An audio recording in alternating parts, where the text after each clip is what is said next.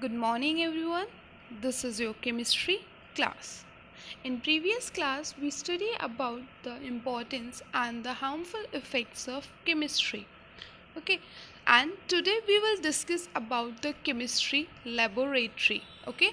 Laboratory, there's a lab where what is chemistry laboratory? Basically, it's a place where the experiments are performed. Okay?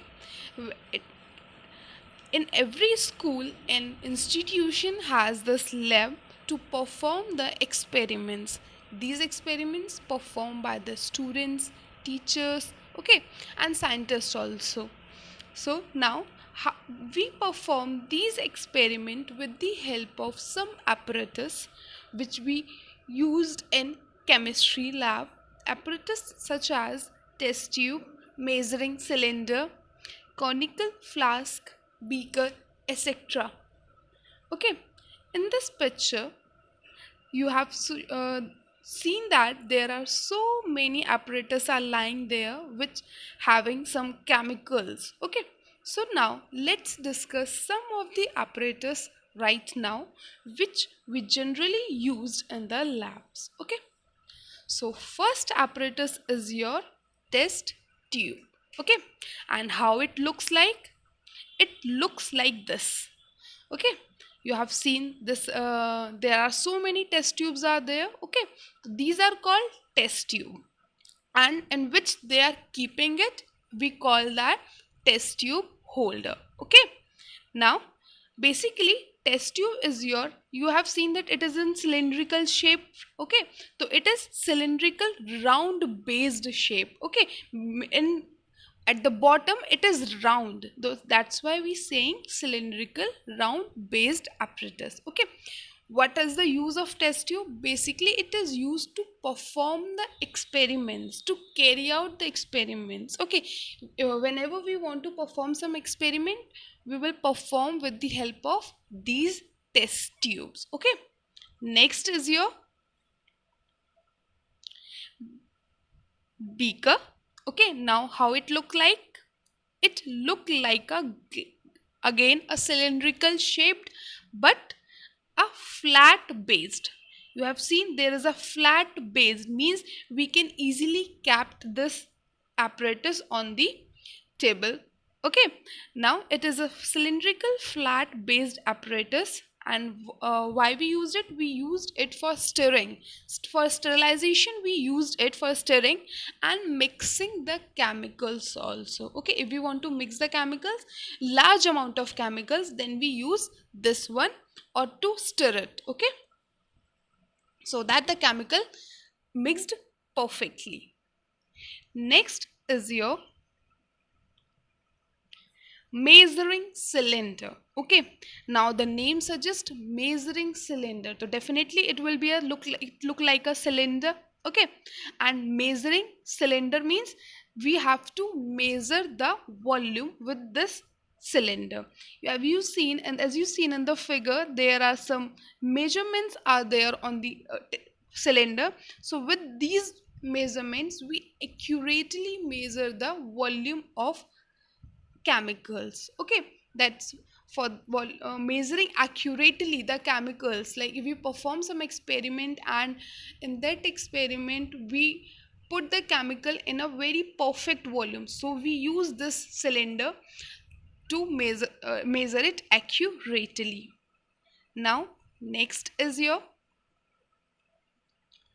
Bunsen burner. Okay, Bunsen burner is basically used to heat the chemicals. In some experiments, we need to heat the chemicals. So for that, we use Bunsen burner. Okay.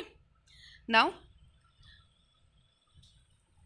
let's discuss some general instructions.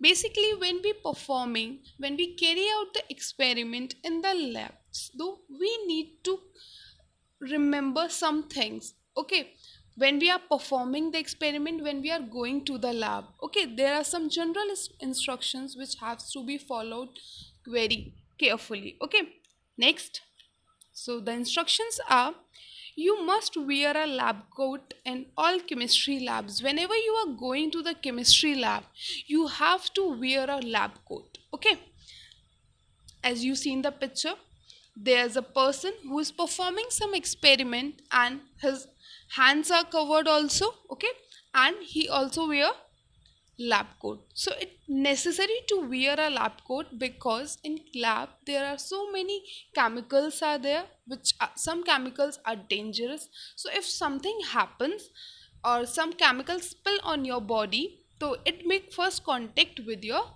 coat. Okay, not directly contact with your body. That's why we always cover our body whenever we are going to the lab. It's necessary to cover. Okay, next is always carry practical book to note the experiment result. Yes, whenever you are going a lab, you are carrying an experiment, some result will carry out. So to note that result, it is necessary to carry some book, practical book. Okay, before starting the apparatus, arrange the apparatus that are required and wash them properly. If you are performing an apparatus, so you need so many things. So first thing is just collect all them. Okay, and wash it properly like this. Okay, wash this properly so that if someone perform the experiment before this, so it will be all clear out. And next is your, please keep your work area and common work areas tidy. So it's necessary whenever you perform the experiment, clean the place where you are going to perform the experiment and the apparatus also. Okay, and when you leave the lab after performing the experiment, so chemical, when you are performing it, to maybe it happened that the chemical you touched, maybe it left in your hand, on your hands. So it is necessary when you leave the lab, wash your hands properly. Okay, and do not eat or drink in the lab. Okay, now these are the general instructions which needs to be followed by everyone when you are going to the chemistry lab. Now there are some safety precautions also when you performing experiments. What are these? You must wear a lab coat. This one is also very safety, first safety precautions, and I told you why. Because some chemicals are very harmful. If they spill on your body directly and comes directly contact in your body, then it may burn your body and your body maybe starts itching.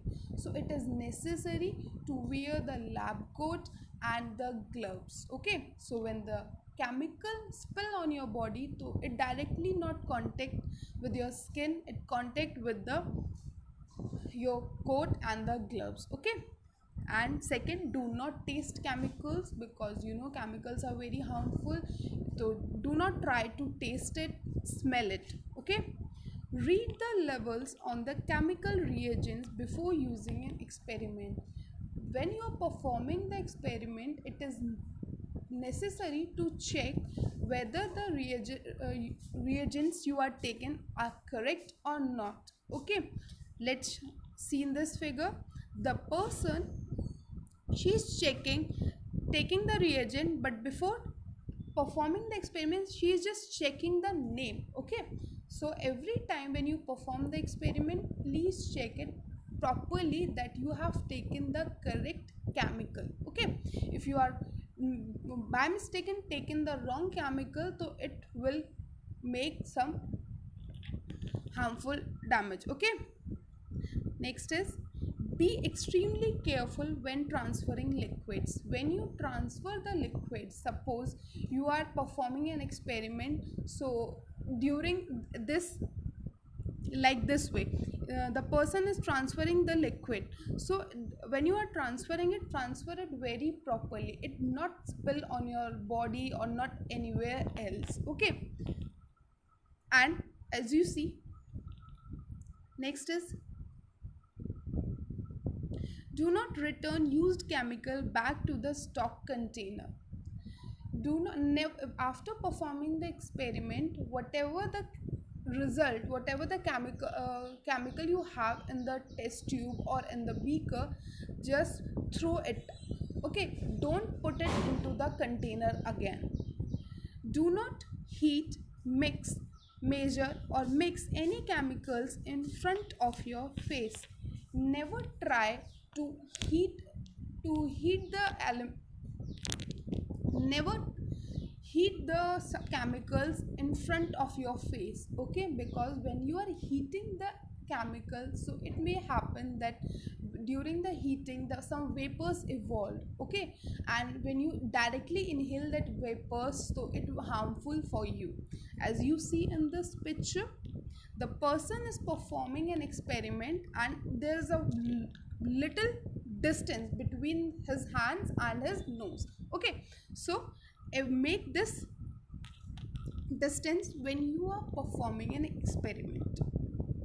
Next, make sure test tubes containing reactions are pointed away from people, as you seen in this figure. Okay, especially when they are being heated, because during heating some vapors are evolved, some gases are evolved. Okay, which is when you inhale it, so that one very harmful for you.